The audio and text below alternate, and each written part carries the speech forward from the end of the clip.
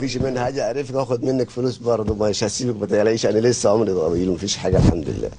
المواطن حمادة صابر محمد علي داخل مستشفى الشرطة يتلقى العلاج بعد التعدي عليه من قبل بعض رجال الشرطة أثناء الاشتباكات التي دارت في محيط قصر الاتحادية بالأمس. الناس بتجري من الشارع الكبير، انا بصراحه قعدت بصيت شويه، زهلت لقيت جايين كله يجري على الحاره الصغيره دي، فبيجروا راح ايه مفيش دقيقتين ثلاثه ولسه بشرب وبص بتفرج تك في رجليا. ايه تك دي بقى؟ ما اعرفش رصاصه ولا رصاص حي ولا ايه، ما اعرف. من ناحيه مين؟ من ناحيه المتظاهرين يا باشا. رحت واقع، قمت تاني ما قدرتش اقوم، راحوا جوه يجروا عليا، اتلموا عليا بهدلوني.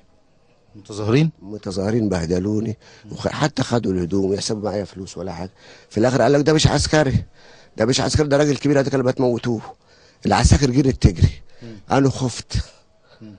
ربنا يسامحني، قال والله ما نعمل لك حاجه معايا وانا اجري منهم، هم يشدوا فيا، والله ما انا اذيك. عساكر الشرطه بقى. والله ما ناذيك، والله ما تخاف، ده انت هتموت. اقول له مش قادر وحصل معاه، يقول لي تعبتنا. حماده جالنا النهارده الساعه 1 صباحا، وكان مصاب بكدمات وسحجات متفرقه بالجسم، ومع اثار خرطوش برضه باماكن متفرقه بالجسم.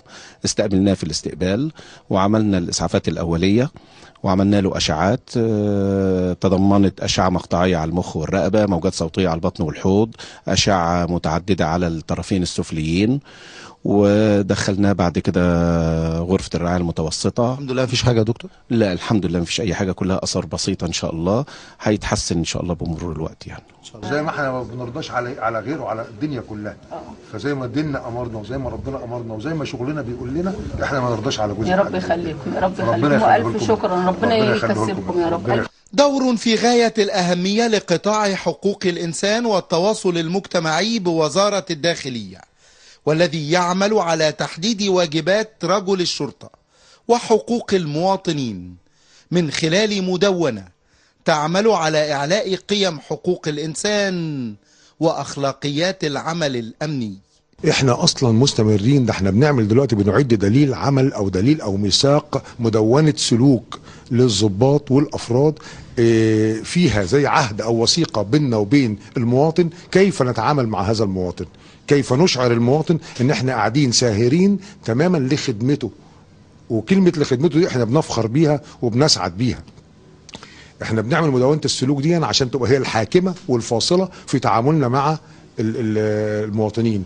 من اوائل بنودها نبذ العنف ونبذ الخروج عن الشرعية في اي تعامل. انا شفته في التلفزيون وهم اتصلوا بيا بتوع حقوق الانسان وزارة الداخلية، اتصلوا بيا وجو خدوني من البيت، ومن اول ما دخلت المستشفى شفت رعاية تامة لحمادة، والدكاترة شايفين اللازم وكويسين جدا، يعني ما شفتش رعاية اكتر من كده، وناس محترمة جدا وواقفين معايا وقفة من امبارح لغاية النهاردة.